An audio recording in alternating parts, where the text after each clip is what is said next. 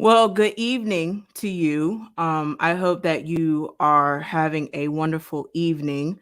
Um, if you don't know who I am, my name is Bianca Goolsby, and I'm a whistleblower. And I do a little bit more than that, but I have been following this district for about 2 years now. If you don't know, if you Google my name, you'll see an op-ed of my reasons why I left the education system and why I left Hillsborough County Public Schools.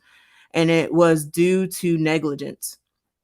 And there were things that happened in that situation that caused trauma in my life. And then after that, the district responded with retaliating against me.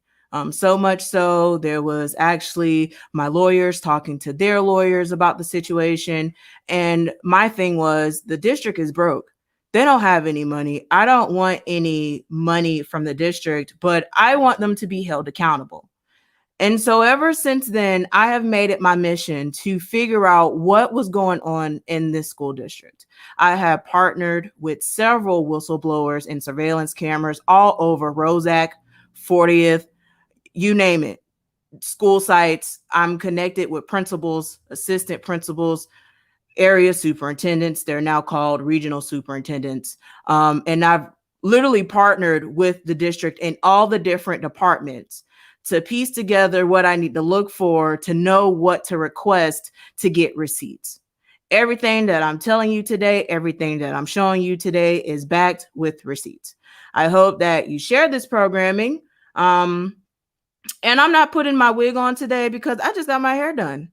And so, there's a comment on the floor and it says, yesterday was a sad day for many people in this district. And yes, this was something that I attempted to do everything that I could to flag folks what was going on. I have screenshots and messages where I have alerted school board members about what was happening, and yet they deflected and they said that I was a rebel rouser. They attacked folks that were close to me. And it just became a whole thing. So much so that my own personnel file with my social security number and my driver's license and my I-9 and my references, that was all exposed on the internet. And how that was exposed was the NAACP of Hillsborough County. Yes, the organization that's supposed to be fighting for our Black and brown folks. Okay. So one of the officers, Joe Robinson, requested my records. And somehow someone in that organization used a fake page by the name of Sam Horn and used to torment, harass, bully, cyberstalk, not just me, but many people in the Tampa Bay community. It has been disgusting. It's outrageous. And you know what? It's all for trying to find out the truth. It's all about following the money. Okay. So let's get started, because the first thing that I want to talk to you about is the CFO. I'm telling you, I told y'all I was on vacation, and the fact that I'm out here with, my judge outfit on, it's just too much, because I shouldn't have to be doing this right now. I told y'all I needed a break. This is so stressful. But anywho, let me go ahead and share the article with y'all if y'all didn't see it. Let me get it up. Let's see here. It is this one. All right. So Miss Johnson is now the new CFO. Now, Gretchen Saunders, okay? Basically what I was told was that she got a job in St. Johns County. And she's working in St. Johns County now. So I'm not sure what happened to where she was just able to just go to St. Johns County. But if you're looking for the previous CFO, who has been in the 7th largest school district in the nation for a long time, who was directly responsible for the money, the audits, all of that, has a new job in St. Johns County. And I don't know why, or if she's going to be held accountable for what's happening. Nonetheless, Ms. Johnson What I got from the surveillance cameras at, the district, that she was very nice. Then we started doing some digging, and just to kind of show you some of the things that was said. Addison Davis is quoted saying that her expertise includes strategically leading many deficit districts through challenging times to help them become fiscally sound. Okay. And so this is what Davis is quoted in the Tampa Bay Times about the CFO. Well, of course, we did some digging and we were looking to kind of figure out who she is, where she comes from, and trying to figure out if she submitted that photo of her or did the district supply that photo. It turns out that the picture was actually on the university that she used to work at, as the community district, and I'll get to there in just a second. So let me share this with you because I want to share the source of where the picture comes from, so then you understand it. Because I had a lot of questions about, well, this is the CFO of the 7th largest school district in the nation, and all we can get is a cell phone selfie. And like, I get it, no judgment here or whatever, but I do understand the concern as to why doesn't she have a legitimate headshot. It just seems unprofessional. But again, no judgment here. I got nothing to do with that. But I will share with you the source. So let me see here. It is here. Okay. So this is a picture. This is actually from the college district where she worked. And so I guess that's where they got the picture from. Her job was announced January 29th, 2018. Okay. I want you to keep those dates in mind. Okay. So I will link all of this for you guys. I can't do it on my personal page, and I was not trying to put this on Teaching for the Cultures page. So there's that. So I'll do that later. I have all of this archived, and let me not do that because I'll share too much. So then here we go. This article was from July 8th, 2018 about the CFO. And let me pull that one up. Adam said, I know you linked there. You darn right I did. You darn right I did. I'm out here getting receipts, baby. You got to look at everything on the internet. Okay. So then it's shortfall. There we go. All right. So this is the article, and this was back in July 8th, 2018. So remember, she started in January, and now we're in July. Okay. So this article is saying that they are estimated a 7.3 million shortfall. And so they're trying to fill in the gap. The interesting thing about this article was actually what she said about it. And I'm referring to Ms. Johnson. Let me see where that is.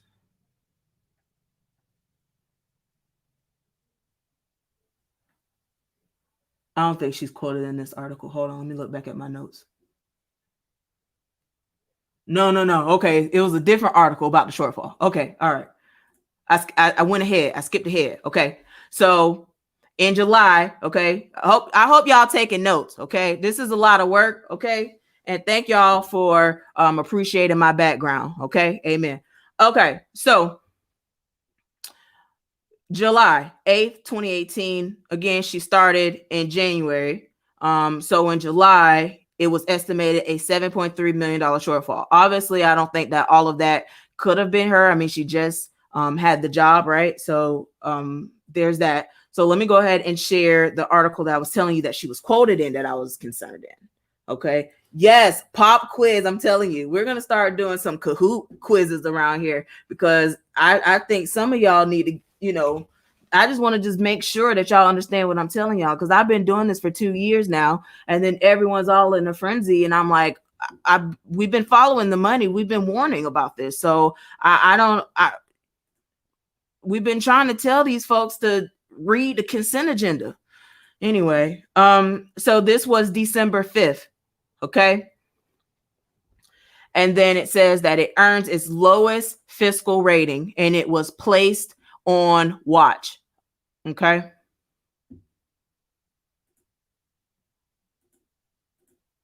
Okay. All right. So this is where she's quoted. Okay. In here. Okay. So Ms. Johnson, who is the vice chancellor of finance, said that the commission was simply wrong about two problems it identified: the 31 million in negative cash and the fund balance that kept falling year after year. Johnson said the 31 million problem was a technical difficulty that has been cleared up.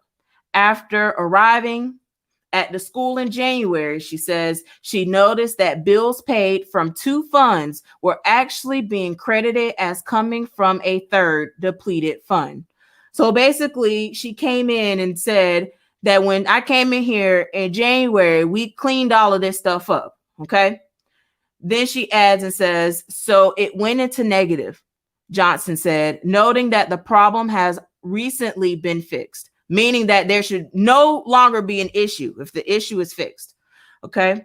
And then she continues to be quoted, and looking at her last line here, she says, I don't know what, and the person who said that it was an issue was looking at. This is all right here, folks. Right here in San Francisco Chronicle, December 5th, 2018. She's quoted in this. Okay. And it just sounds like shady accounting to me. I mean, do you think that we need that in Hillsborough County Public Schools? I mean, this is why we here. Okay. So then I move forward and I'm like, well, how's the school now? Like after she's gone. So let me share this article with you because the school had issues with their accreditation due to their financial situation. And there's people snitching on what's happening. So let me share with you this because people resigning and they telling it all. Okay.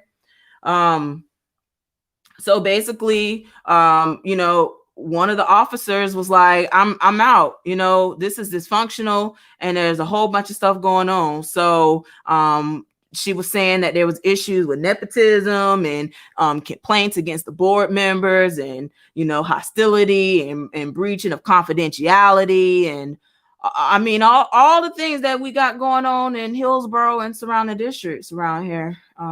Yeah, interesting. Okay. So there's that. I mean, so there's more to come with this situation. And we're still digging, we're still looking, but that will be placed in the filing cabinet so that you can read the articles yourself because it's all publicly posted on the internet. Okay. Next thing that we need to talk about is this forensic audit because we have been talking about this for quite some time and we have yet to receive it. The organization that they keep talking about that looked at the budget actually was a person that said, hey, Addison Davis should be, looked at to receive an award. And it was literally an award ceremony.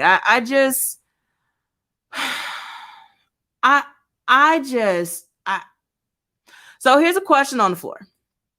What can people do about it? The school board can't even do anything. Okay. So I do want to clean up that sentence a little bit because I just want to just say, let me get my sound effects queued up for this one because they deserve all of what's happening and like they deserve all the praise. Literally. So see here. Oh, then now my sound effects don't want to work. Okay, let me see. This is what happens when I'm trying to be fancy.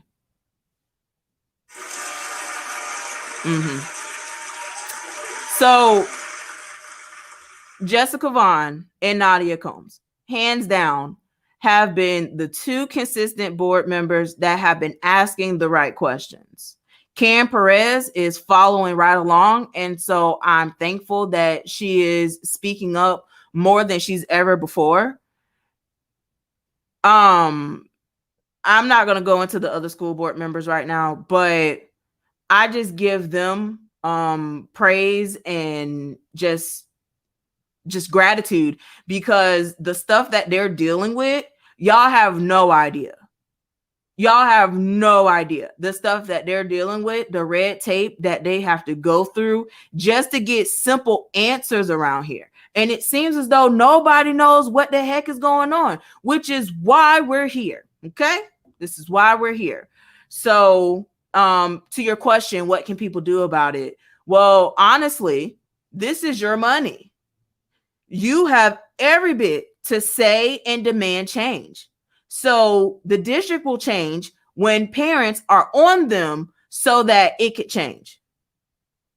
Okay. But if parents are silent, if they just accept what's happening, the district will continue to do what they're going to do because they don't have to change anything up because you're not complaining. You're not requesting more or demanding better. And so there's narratives out here about, charter takeover, but we're going to actually talk about that today because I just think it's very disingenuous to paint this. And then at the end of it, we're going to follow the money because there's some people that need to go to jail, period, point blank. That's just what it is. So parents and taxpayers, if you pay taxes in Hillsborough County, you have something to say. When I drive across the bridge and I go to Hillsborough County, I have to pay more money to go get some water because of the sales tax. So I have a right to say something about this money, and I do have a right to say something about how they're failing our children, which is why we are also in this situation, which is the root issue. But we'll get there. Okay. Emily said, parents and taxpayers, they don't care at all about teachers speaking out. I'm telling you, y'all have to get it together. Everybody has a role in this situation, and it's going to take all of us to fix it. So y'all have to be intentional. You need to know what your children are doing. You need to know how your children are doing in school. Some parents don't even know that their child hasn't even signed into e-learning this entire time. So I just say that y'all have to really speak out in numbers, just like all of these let me tell y'all something. So that board meeting that's going to be on Tuesday is going to be packed, and y'all, the public comment, you might get a minute. You might get a minute. I just want to say, the folks that wanted to come to the board meeting on Tuesday to talk about not wearing a mask, if you could please just wait until the next school board meeting. I'm not here to talk about your views or the science or the lack thereof that you believe in. I'm not here to talk about that. But right now we are talking about educators, support staff, people that are losing their jobs. And meanwhile, Addison Davis is quoted out here saying what is not going to happen, which is happening. And there are lies and questions that need to happen because it's bigger than Hillsborough. There's some stuff that's happening in Tallahassee that y'all don't even know about because I didn't tell you. And if you don't have anyone to tell you the stuff that's going on, then you don't know. But the stuff that's happening is absolutely ridiculous. I am just appalled. I really am. I'm appalled. These people are literally in position to make change, to do what they're supposed to do, and they're out here playing games. They've been playing games. So when we talk about this deficit, the board already knew about this. It is so bad. Thank you, Damaris. It is so bad. I'm telling y'all. Y'all need to make sure that y'all are voting the right people in office. Please. Because some of the people, I'm like, who voted you in? Please. Because they're the ones that's writing these crazy behind bills and it's getting passed. People ain't reading bills, just like the school board members aren't reading the consent agenda. It's just a mess. So anyway, I just went on a whole tangent, and the question is, how do you sub to my Patreon? Great question. So if you go to patreon.com and then you go / Bianca Goolsby, it'll take you right there. I was gonna create some tiers, and I'm not in a position to do that right now. So you can get in there for as low as $1 a month. There's people that are in there for $5 a month, $100 a month. So it's just all on you and what you feel led to contribute to this and what I'm doing. So I appreciate you. Thank you. And I definitely love my Equalizers. We've came up with a new code name. So if you're in the Patreon, you know what I'm talking about. Okay. So we talked about the CFO, we talked about the audit. Okay. So I posted this yesterday, but I need people to really understand how serious this is and why. So most of you know about Turner Bartels, and most people know about the story of Miss Nancy Bartels. And the school is named after her. She started her career as a chorus educator. She was teaching chorus, and she had won awards for the work that she was doing with her children. And the fact that that school will no longer have a middle school chorus, it was just a really insensitive move. But that's what happens when you're not intentional with what you're doing to the district. The emails that I've requested from leadership is absolutely unacceptable. It is flat out unacceptable. And the fact that I have to come on here and make it entertainment to break it down for people to understand, like, I have no problem doing that.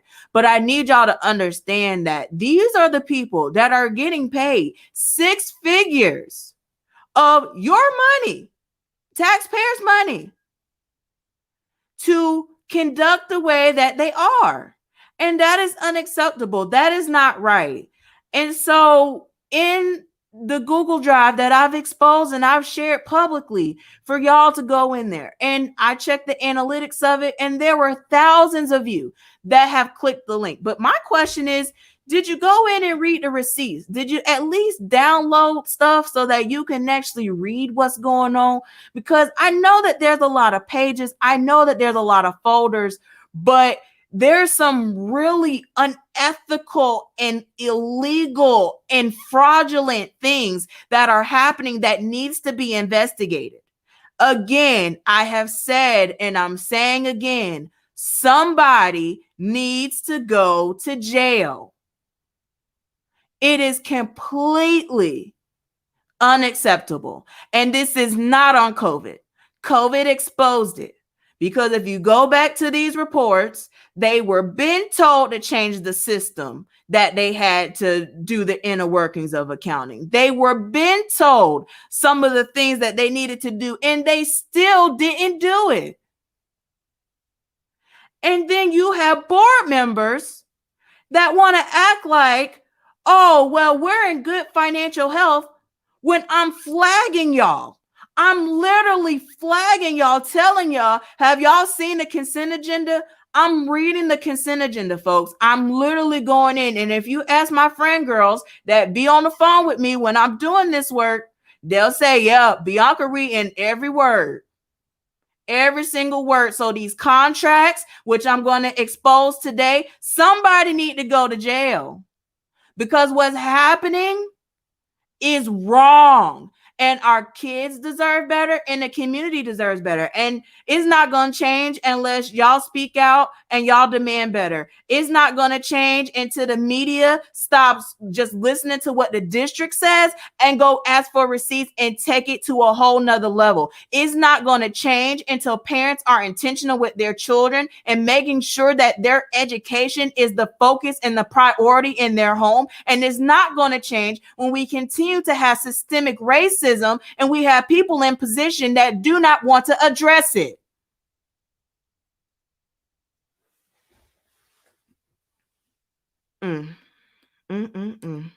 My God, my God. Glory.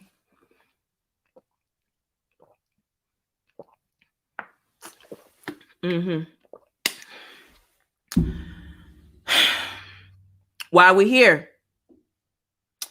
So when we talk about following this money, if you haven't seen Morning Tea and Allegations, I mean, I put my heart and soul into that. I make it entertaining. I have my sound effects. I just try to make it fun, although the conversations are not fun at all. We're talking about our children that are being lost in the system. We're talking about our children that are failing.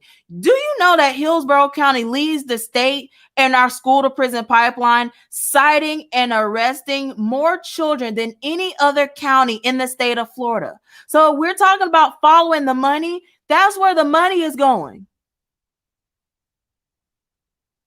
But we don't want to talk about that. We want to talk about the charter schools coming in, but we forgot to look at the law that's in place that allows them to do it, and how we got to the point where the law was even in place to be activated. Like, so all these years, these schools were failing,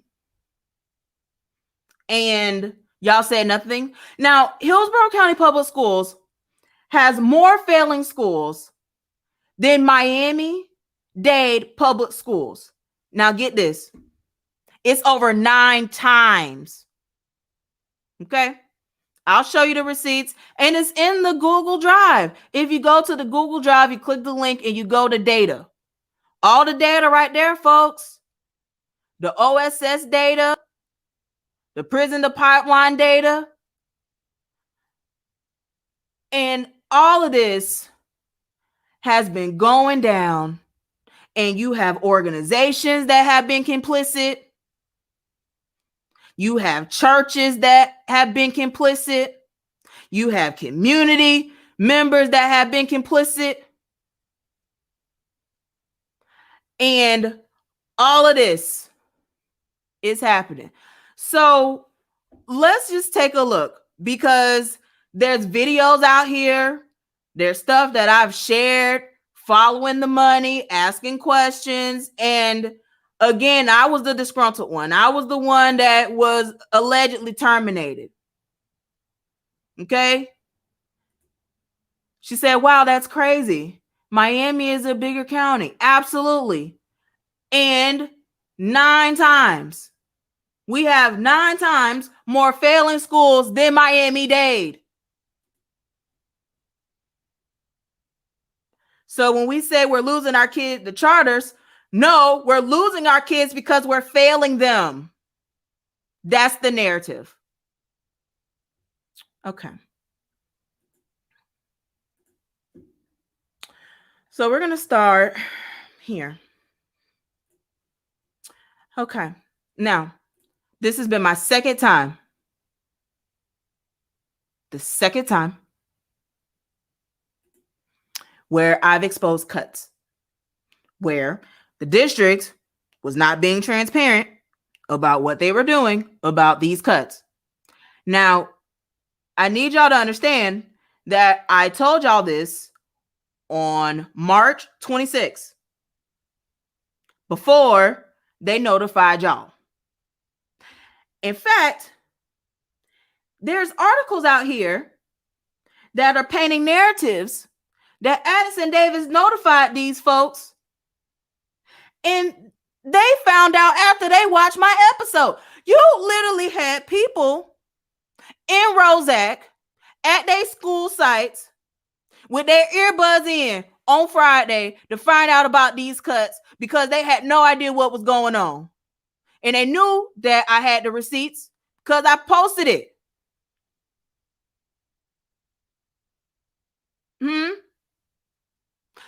So let's go back, because there's something that y'all need to understand. We are still in a global pandemic. If we continue to have this e-learning situation, this district is going to go bankrupt. In fact, if we don't get that CARES Act money, baby, oh, the state taking this over. It's in state receivership. It's gone. And there's some of y'all at the top that's playing these games about your job. Y'all might not have a job because they actually probably look at what y'all been doing. Playing games.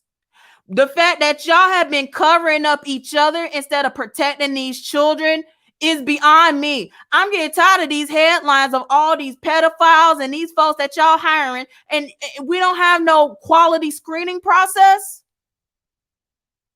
All these people that's harming our children that y'all allowing in schools, it's just beyond me. And then some of those folks that harm children still have a job. Do y'all remember the Lavoie investigation? You know, that lady still has a job. Still has a job. After the audio recordings, all of that. So you have a system that literally protects people that harm children, and this whole system needs to be dismantled. This public school system, this public education system, it needs to be changed, because the way that it's going is getting ready to fail. And in Hillsborough County particularly, the spotlight is here, because there's just no way that you could say that COVID is the reason why we're in $100 million deficit when we have to cut contracts of $4.1 million on stuff because y'all are failing our children. Okay. So the last sentence of that says, in July 2021, all adjustments will be made prior to students returning to the classroom. The key word here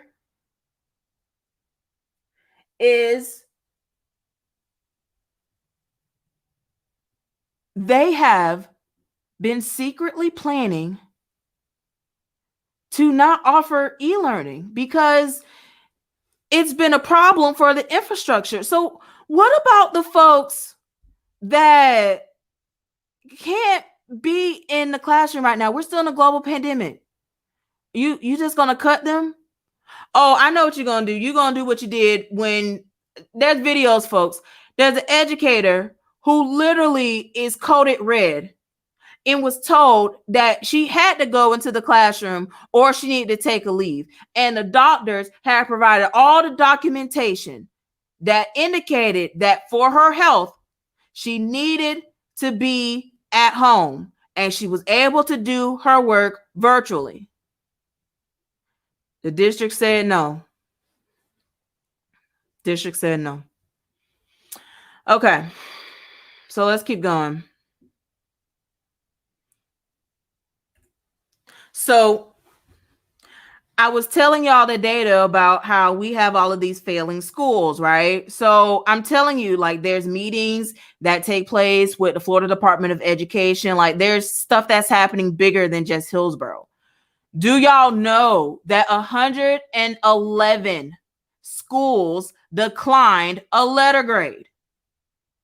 111. So are we really doing what we're supposed to be doing for our kids? This is where the money is going. So when we talk about following the money, this is what I'm talking about, folks. I'm talking about following the money. Okay? So when we talk about following the money, I still have a question about these MERV 13 filters, because I did a whole investigation of the guy that was supposed to be, in business with the district. I went to search the company and I saw no records found on the school board documents, which I believe if a contract is a certain amount, it would have to be for board approval. And if you're doing the MERV 13 filters for the entire 7th largest school district in the nation, I would think that would be on something that the board has to approve. That's just me. I think that the policy is very clear on that. Okay. I've been asking about this because there are schools right now that still do not have working AC. You have kids and educators custodians that are literally in schools that do not have working AC in a global pandemic.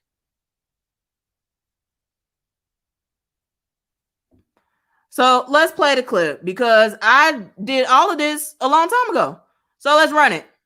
Are identified by the CDC to be another preventative measure in order to protect our children and our employees once we decide to come back to school. So this is another way that we can continue to show that we are actively taking the necessary steps in order to create the best overall environment. So tomorrow decision, yes sir, the tomorrow decision will be made to determine whether or not we go to brick and mortar or we return to remote learning. But for us, we can't sit on the sidelines. We have to continue to take proactive steps. And this is another proactive step that Hillsborough County continues to take. We have great partnerships outside to be able to look at every one of our mechanical instructional systems to make sure that we are ready and prepared. Regardless if we come back tomorrow, 4 weeks from now, 9 weeks from now, we will be prepared in order to embrace our learners and at the same time protect every one of our employees. What's the cost associated with this? I can't remember off the top of my head how many schools Hillsborough? Yeah, we have over 250 schools. So right now we spend close to $800,000 related to filters, and we change those out, right before a quarterly effort. And there is going to be an additional cost to this. We will probably spend another close to $500,000 that we will spend. But at the end of the day, you never put a price on safety. Where that might be. How many people across the country use these types of filters? How many school districts? Do you have any idea? Well, there's a lot more trying to get them right now. MERV 13 is probably one step above like a standard filter that most school districts would be deploying. I think Hillsborough has been pretty progressive at being able to get and acquire those and put them in for the district. So I would be hard for me to estimate how many are trying to do that, but I know that there is a pretty massive shortage right now of them. So being able to get them for the school is pretty Parents important. who are. So would you be a part of what the superintendent was just talking about, retrofitting some of those AC units that right now just can't take one of those filters? Are you a part of that? Yeah, we're supporting the district and across this whole effort with How returning. many are there then? How many? Do you have any idea how many are going to have to be like retrofitted and so they can have those? So we're going through that process right now. As you can see with this filter, if you're familiar with like your home unit, this slides in, maybe some of you aren't, it either attaches in or slides in where the return air comes into the unit. I'm not sure if this would be a question for you or the superintendent, but you talked about that cost being about $500,000 more than the typical filters. What about this retrofitting? Does that $500,000 include those different retrofitting? Yeah, it's sorry. You can step to the mic, sir. Okay, thank you, Mike. You did a really nice job. Yeah, it's inclusive of it. So we understand that we want to get it right, and we just don't want, as I said earlier, we just don't want to throw filters that do not fit. We want to make certain that we do the analysis on every one of our filters with 12, and I'm going to go back. It's 12,000 classrooms, and so those 12,000 classrooms, and not every classroom has a filter, but for those that do, we want to make certain that we get it right and get the right size MERV 13 filter so that we can make sure it's compatible and interactive along the way.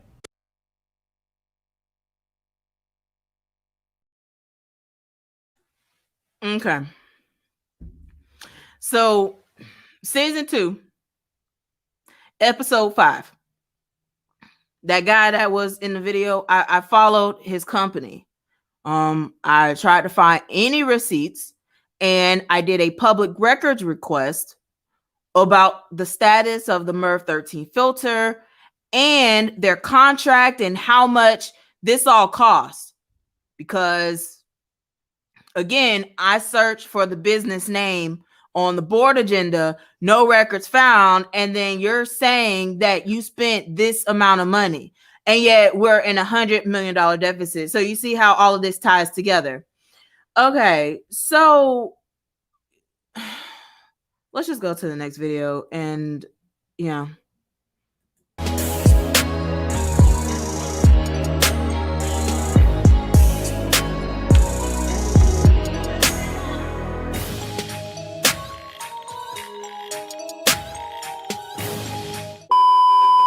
Superintendent, can you tell us how many, or tell me, how many instructional positions are currently available? Through the chair, I have to get that update to you. I know the last time I had conversations with Human Resources, it was over 300, but that's everything instructional, from instructional all the way through district instructional staff members, specialists, district resource teachers, and all those. And we do know that due to the declaration of intent related to the number of students that transition to that have not or showed up on the first day, that we could be over allocated. So being able to look at the first 15, 20-day count to be able to shuffle, we do believe that we will have a sufficient number of instructional staff members to be able to place in front of children every day. Okay. Can you let me know how many new hires? Do you know how many new hires it was? Through the chair, we usually hire around 1,200 educators a year in Hillsborough County. And of that, and I don't want to speak, I'll wait to Miss Dr. Whalen, or I'll have to email it to you, but I think it's around 300 brand new educators to Hillsborough County. But I'll make certain that that information is emailed to you. All right. The last time they gave me the numbers, it was only 87 new hires with 28 rehires. And we had opening of 260. Yeah, I'm not sure where that data is coming from, but I'll send you the updated data from Human Resources. Okay. Yes, ma'am. Do you know how many have retired due to this issue that we're having in the district and around this nation? Well, here in this district? Related to COVID? Yes.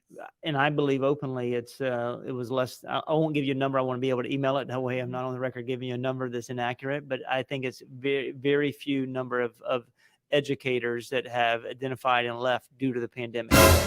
Actually, Dr. Whalen's right here, and she's trying to come. I asked her because she may have that in front of her. If not, I can email it to you. Okay.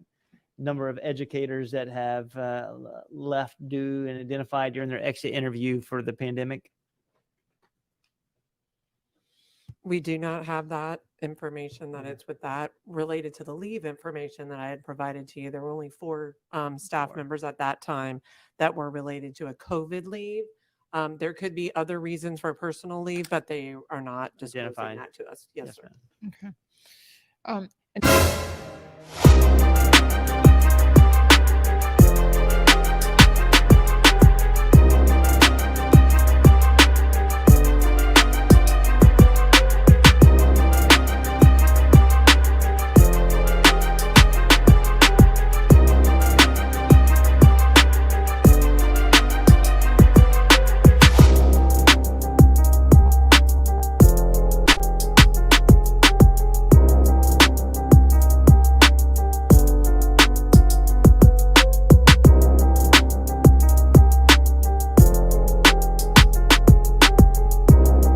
We need order because Addie lying.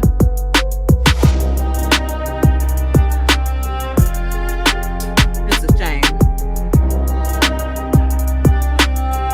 And then Marie Whalen lying because these educators are not receiving any exit interview or any exit survey. So I just don't understand why she's just lying. But then I go and tell y'all that this lady is not even competent to even be in that role in the first place. Okay, she moved up kissing behind in this district office. They've been playing games. This is why I don't understand why she still has a job.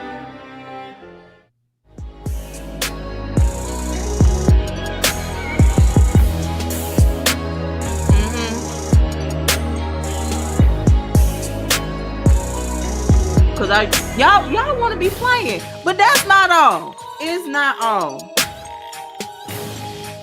Oh man, let me get my sage because it just be so interesting to me. And you know, no tea, no shade, but like recently I've been getting like all these people that like randomly want to call me and say, "Oh, Bianca, I'm so proud of you, la la la, whoop de whoop." But meanwhile, while I was being attacked on the internet, I was called the devil. I was called this, that, and the third. You were silent. Keep that same energy.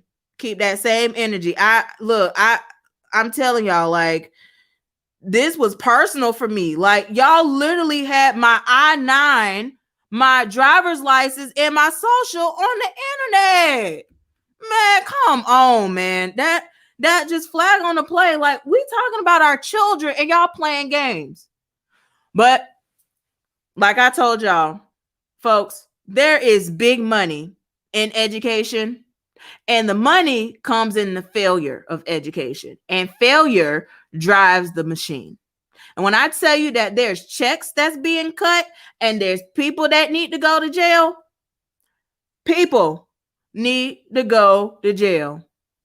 And so I'm so glad that y'all was in the comments saying lies and calling it out, because look, the receipts here, folks.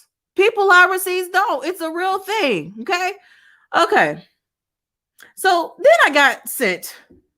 And yes, I did say I got sent. I did say that. I was sent this article, and it's a 49-second clip that I want to play for y'all. That Addison Davis is talking about these cuts. And then I'm going to show you the article, and I want you to see what he said, because what you're going to find out is going to really piss y'all off. It's going to really piss y'all off, and I'm just trying to provide order in the court. Some people need to go to jail. The people in Tallahassee that watch my videos, what y'all doing? Y'all see these receipts? Y'all got these receipt folders? Let's go. Nationally. Okay? Yahoo News, y'all watch my stuff. Y'all see what I'm doing. Y'all need to call somebody about this, because somebody needs to go to jail. If this was a private company, don't you think there would be so many headlines about this? This is taxpayers' money. This is gross negligence of taxpayers' money. Oh, okay. So let me share this article with you, because I was like, really, Addie? That's how you feel? You really quoted saying that? Oh, the nerve. The nerve. All right, so let's play it. Hillsborough School Superintendent Addison Davis shared more details Wednesday about the 1,000 job cuts that need to be made by the start of the next school year. The district has a $100 million budget shortfall. Davis says that the loss of students to charter and private schools, as well as homeschooling, is a large reason why. As you lose students, you're losing money. When you're losing money, you're losing resources, you're losing personnel. And the problem is, historically in Hillsborough, as we lost close to 3,000 students annually, we never made the adjustments to personnel. I got to recruit kids back, and it's time to compete in Hillsborough County. Davis says the job cuts will not include support staff such as food service workers and bus drivers. He adds that asking for an increase in taxes to help reduce the shortfall could be on the table, but that would essentially be a last resort. For more on the budget cuts, visit WUSFnews.org. Okay. I'm glad he talking about the money, because I got a question for him. But let's go ahead and look to see what he said in this article, because he's quoted saying something that I think y'all need to ask questions.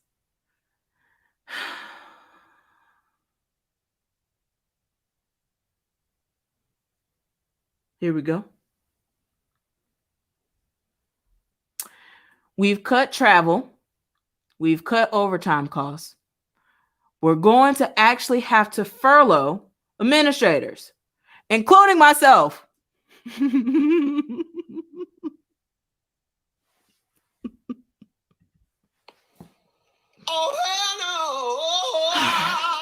We're going to get to that in a second.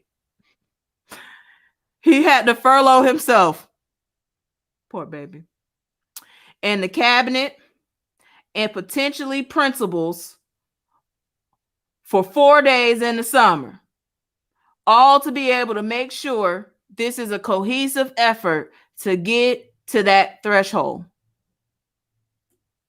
Now, what I was told was that some of these administrators didn't know that 32 hours was going to be taken out of their check. But Terry said, I object.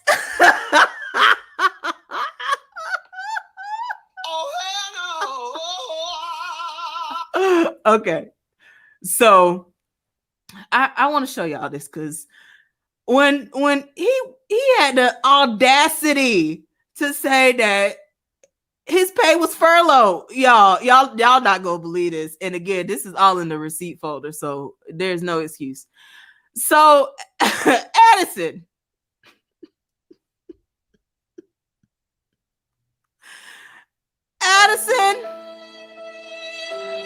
you mean to tell me that you quoted in this article talking about you had to furlough yourself and you only getting furloughed $4,901.19. I know you lying. I know you lying. I know you lying. Sir, you make $310,000. You make more than the governor. Hello? Okay. Let's go back though, because there's other people here. So you mean to tell me that there's 128 hours of the ESC centers, their administrators, their salary that they're getting furloughed is near the 32 hours of Addison Davis. I just, but again, then he said 4 days.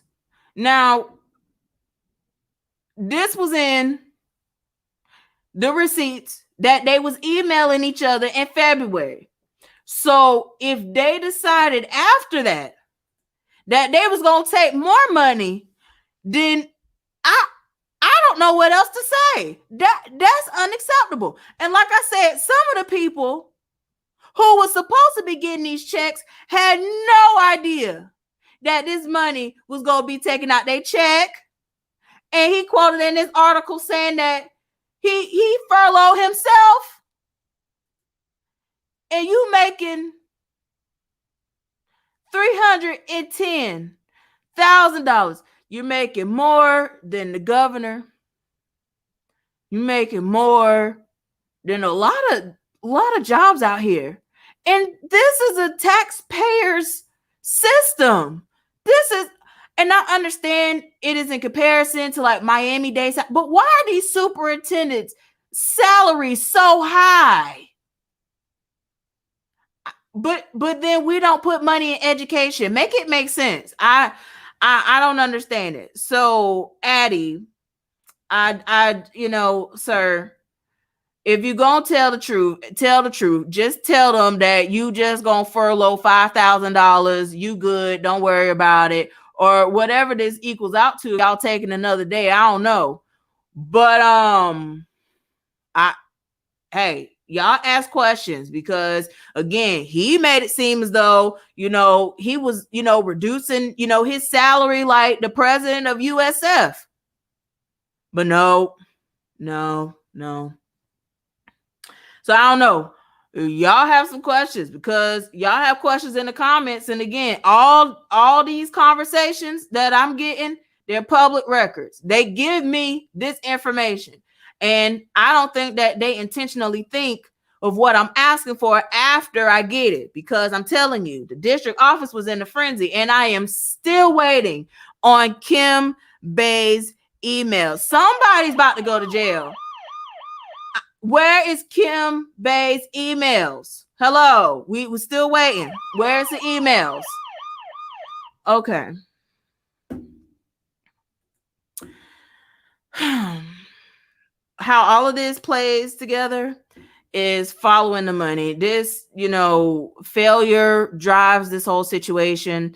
And the fact that we continue to say that we're losing children to charter, no, it's because they're failing our children. That's exactly what's happening. And again, like I go back to some of these receipts where you have 111 schools decline a letter grade. Do you think about the fiscal impact that has, especially when you have a contract with MGT for $4.1 million. Now, this is where we need to actually play the Kahoot game, because I just want to know if y'all remember the person I told y'all who, benefits from all of this. Like I told y'all it's all in the receipt folder. They're gonna get an actual folder with their name in a moment, but it's just like following the money. So, Addison, let me see. Where is it? I want to say maybe it's this clip. Member Snively? No, it's not that one. One second. So there's a clip that I have where Addison Davis is talking about there we go. Hold on. Won't God do it? Yes, he will. Let me put this right on up, because we're gonna talk about MGT. Yes, we are. Because we following the money. Okay, video file, and boom. Right now, this is, historically, we've had last year prior to me coming in, we had 8 schools that were under this umbrella of an external operator. We had one consultant that took on 4 schools, which was MGT, and we had another consultant firm that came in that was Felon that had 4 schools as well. Upon signing the agreement to come take on the role and responsibility of superintendent of schools in Hillsborough County, immediately I went to work in Tallahassee, and then we're able to obtain 2 schools, Oak Park and Foster, back into our organization that we're going to be relieved into to charters in order to give us one more year to continue to support the school to improve teaching and learning and student outcomes. With this said, the Department of Education agreed. There were some parameters that were established, and one of the parameters is that the 2 schools, as we were going to extend back to our district, is that those 2 schools will go to and extended to MGT as going to be the extended provider. Therefore, we sent notification as leadership to Failing to let them know that not only were those 2 schools going to be removed from their under their leadership, is that we were going to, at scale, take every one of our 8 schools to be under one platform, one leadership. And what we wanted to do is we wanted to make sense out of this, is to make certain that we only had one external operator that we're dealing with. And the beauty is this external operator is local, and we have accessibility, where the other one was in Indiana, I believe, and had no experience in Florida. And I made the decision to bring MGT to the other 2 schools because of their consistency. They have remote access and face-to-face access to their director, which Phelan did not. They had transformational specialists with 4 specialists per school, which Phelan did not. And they were able to have content coaches for reading and mathematics to provide ongoing services and professional development. And why they didn't have any data, because their first year was 19 and 20. They have legitimate data throughout the state of Florida and also throughout the nation. When looking at the other, looking at Phelan really didn't have credibility, because in 18-19, when you look at FSA, 67% of the schools that they served, they declined. And that is a concern. And so at the looking at making sense for what it does for us, from a school district, we wanted to make certain that we were under one umbrella and looking at, one of the best extended operators within the state. There are 2 extended operators from my lens as an educator that I would engage with. One is LSI, and the other one is MGT. And I openly believe that MGT can do the job that LSI does, and to do it and not do it at an expanded cost. And the beauty of being able to be locally, we have access to practitioners here that we can continue to support. They're only a phone call away. They meet us at our schools. They were actively engaged and involved during COVID-19 in our schools, helping with developing lessons, helping with backpacks, servicing schools, you name it. They were on the ground. They were pushing me, calling me every single day to be an active role. And, I'm appreciative to it, and I look forward to our work together.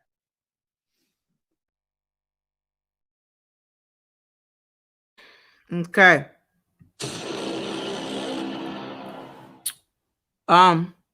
Like, this is where, like, the Kahoot part comes in. Do do do do do do do do Who donated to his campaign? Who donated to his campaign? Who donated to his campaign? Oh, I know. MGT.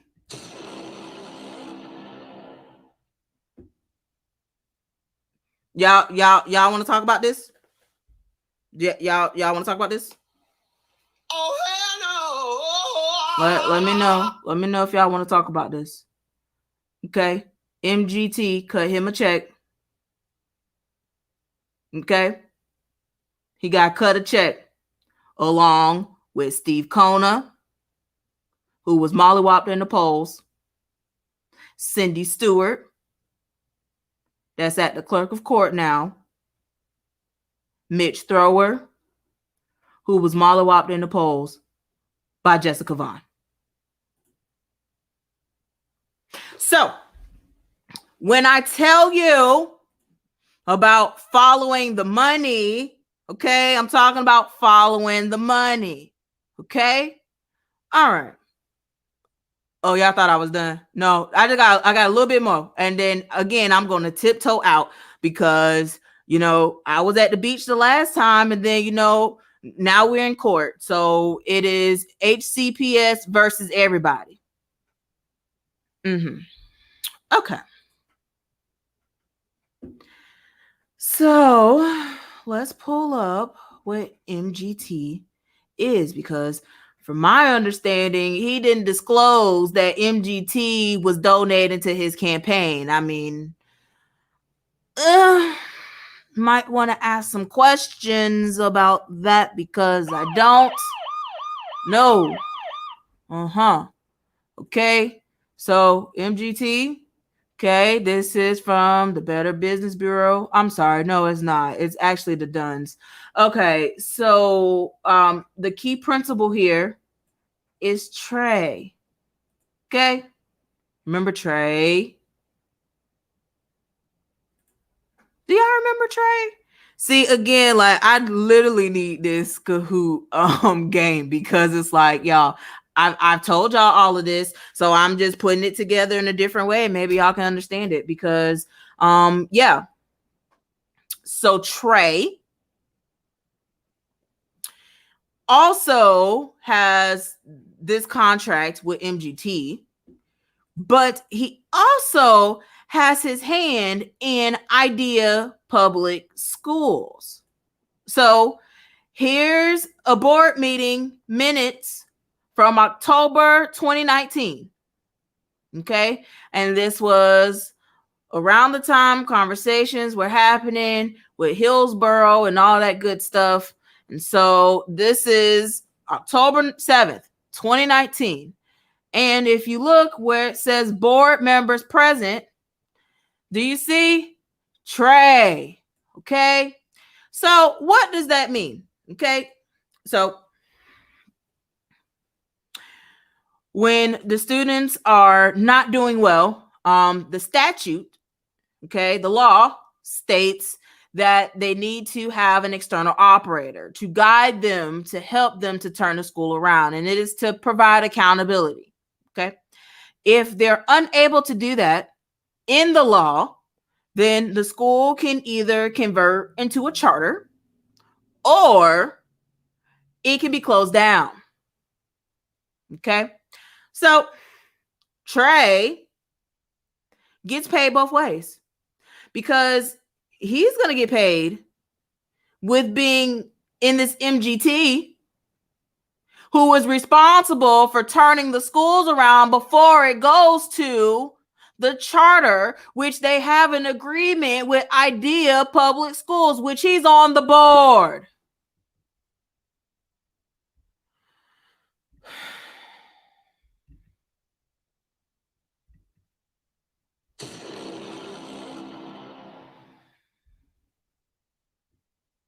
Now, what's problematic about all of this is that there's a lot of people that have their eyes on Idea Public Schools. First of all, it's not even a public school. The name is disingenuous. So that's that. And then two, there's a lot of stuff that's happening at the leadership level that is just really messed up. And so I know some local folks that are working in Idea Public Schools, and this has nothing to do with y'all, because y'all came in with pure intentions to help the kids. And I understand why you're going into that space and that world, because everyone has choices. Okay, my comments and my commentary is directed towards the leadership, where you literally had someone that was almost paid out $1 million for some shadiness that was going on. So let me go ahead and pull up the receipt so that you can see it. So there are state leaders that are calling for an audit of Idea Public Schools. Now, this was posted August 18, 2020, and there's so much more, okay? Literally, with the questionable spending, they gave the CEO a severance package of $900,000. They were caught purchasing jets, Spurs tickets, and it was like they were just spending all of this money, but it wasn't kid focused.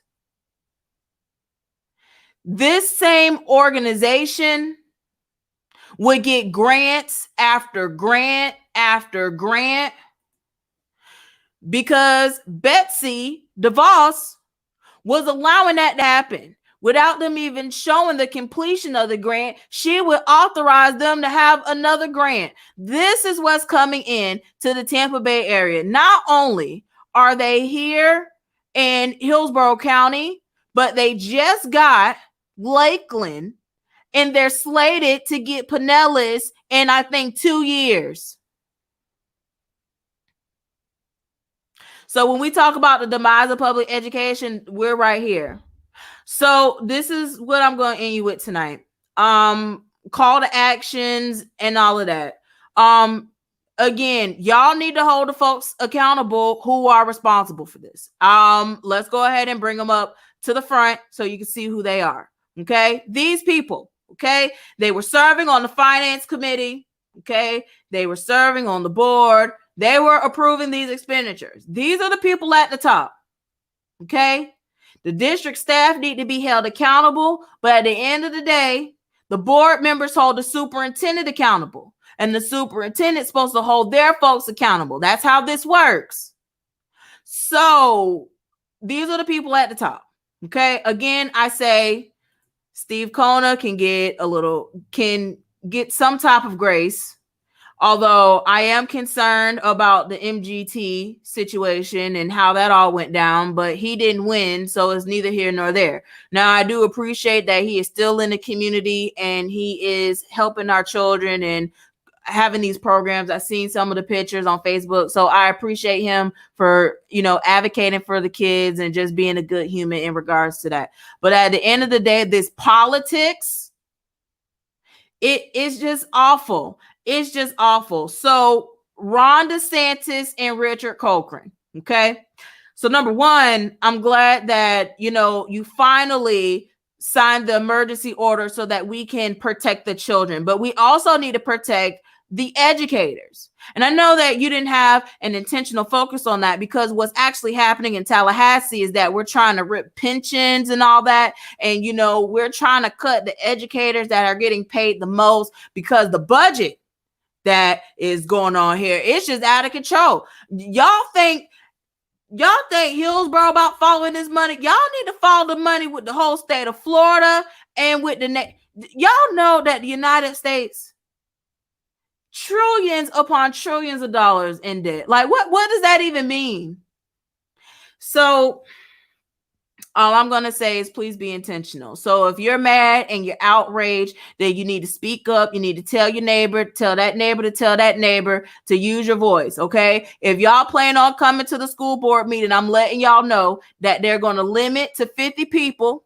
Okay. So please don't come up there. And if you are coming up there to talk about the mask, please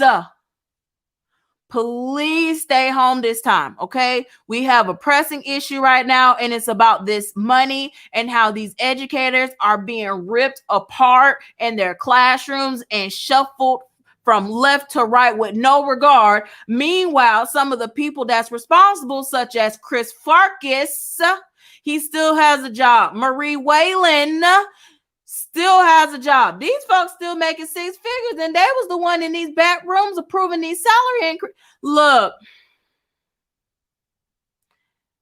I'm telling you, if you're trying to speak, you only might get 60 seconds. You only might get 90 seconds. I'm telling you, okay? It's going to be bad. And for those of you that want to talk about the mask, please just sit this one out. And y'all can come to the next meeting, and I definitely want to hear the science and your belief. It's always a good time, but not on Tuesday. Because there are people who have been working in the district for over 15 years that were told that they do not have a job next school year, and that is messing up their families. Meanwhile, Addison Davis quoted talking about something, well, he furloughed himself. And this is how I feel that people are so insensitive to this serious situation. Just insensitive. And, you know, follow the money, folks. Say something. Don't be quiet. Hold these folks accountable, because at the end of the day, this is your money. And our children are failing. So let's not have the narrative that the whole reason why we have this whole charter schools is because we have charter takeover. No, let's talk about what's happening, about how we've been failing our children, how you did not want to comply with the desegregation order. And there was a whole legal battle with you, Hillsborough County Public Schools, because you did not want to provide equity to our children.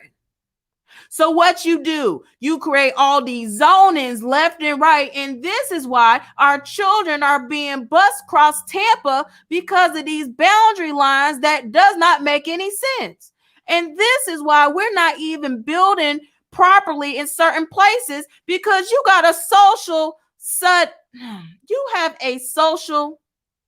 studies teacher who is over operations in the 7th largest school district in the nation. Y'all help me. Help me. So y'all out here playing these games, and I'm getting the messages of people's lives ripped apart. And they're frustrated and they're stressed out. And the fact that this district continues to lie is disgusting. And someone, again, needs to go to jail for this. This is inexcusable. It's inexcusable. Oh, I forgot one thing, y'all. I'm sorry.